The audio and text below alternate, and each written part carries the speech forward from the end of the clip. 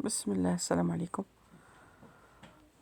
مع هذا المنظر الجميل جبت لكم اليوم دوارة، ان شاء الله تكونوا لاباس وبخير.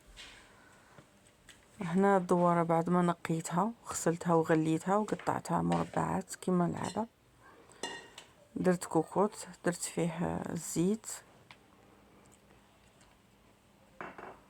ودرت الدوارة والبصلة. البصلة قطعتها غير مربعات هكا،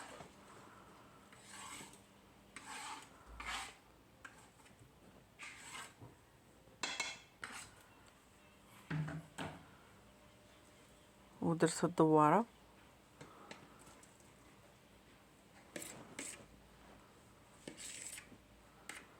الوصفة هذه تخرج كي تاع المطاعم، ماشي كيما الدوار اللي عوايد طيبها في الدار، كيما اللي ياكلوها الرجال بزاف في الكاركوتي هكا. ودرتها فوق النار قليله، نار قليله باش نقليها. زدت لها الملح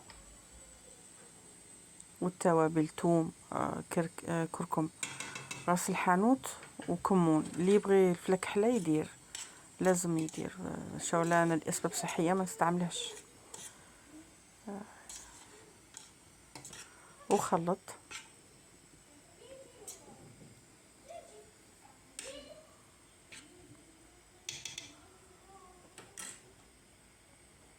هكا على قليله، وخليها تدي غردها في غردها تتقلى.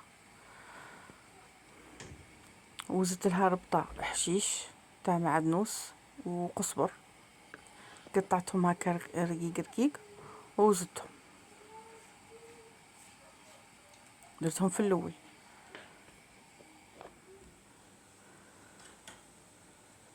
سمحوا لي على التصوير، مازال مانيش محترفه مع السيبور، ما عنديش مازال ما استعملتهش. صبروا معايا وصحيح. المهم الماكله هذه تجي بنينه هكا. التقليه هي الصح في الدواره وهاد الصوالح. زدت لها الطماطم المصبره، درت 2 معالق كبار.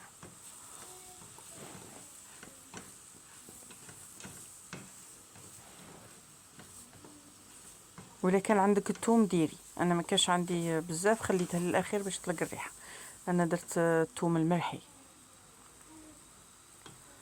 وزدت نص تاع قارص او ليمون يكون معصر وكاع. هادو ما نقيسهمش، نكونجليهم ومن بعد نديرهم هكا يطلق ريحه مليحه في الدواره، يطلع لها هذيك الريحه القاصحه تاعها. ودرت الحمص كميه مليحه، خاطش هاد الشطيطحه تجي غير خفيفه، ما تجيش كيما تاع البطاطا، ولا على كثرت شويه. ودرت الماء مغلي، لازم الماء يكون مغلي ولا ساخن مليح. وتخلطيها هكا، ما تكتروش الماء، غير شويه. هذه غير شطيطحه ماشي مرق، غير على حساب الدوار الكميه اللي عندك. ومين غلات غلقت عليها الكوكوط مده 20 دقيقه، استغفر الله يا ربي، مده 40 دقيقه. لازم حتى طيب بيان، حتى تولي زبده كما يقولوا. درك عاود تشهيتني والله بنينه، الله يبارك، تخرج علامه والله. سيوها بهذه الطريقه ما تندموش. زدت سنتيف تاع توم، ربيته مع التالي باش تقعد، قلت لكم الريحه تاعه شابه في الماكله. وقليت لها شويه بطاطا وسقيتها هكا وقدمتها هكا بالصحه والهنا. ان شاء الله يخرج طبق لذيذ جدا، يستحق التجربه. ان شاء الله تجربوه وتدعوا لي. ما تنسوش الجام، وتتهلوا فينا شويه في الكومنتار. وبارك الله فيكم، والسلام عليكم.